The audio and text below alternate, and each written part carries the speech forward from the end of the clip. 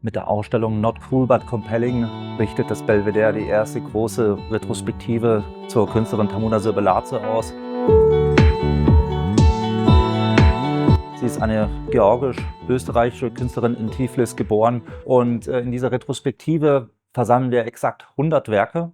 Und in diesem ersten Kapitel der Ausstellung sehen wir Werke aus dem Frühwerk, Arbeiten, die erstmalig gezeigt werden. Sie ist eine Künstlerin, die von frühester Kindheit an sich mit Kunstgeschichte auseinandergesetzt hat, mit Malerei, mit wichtigen kunsthistorischen Akteuren aus unterschiedlichsten Kunstepochen.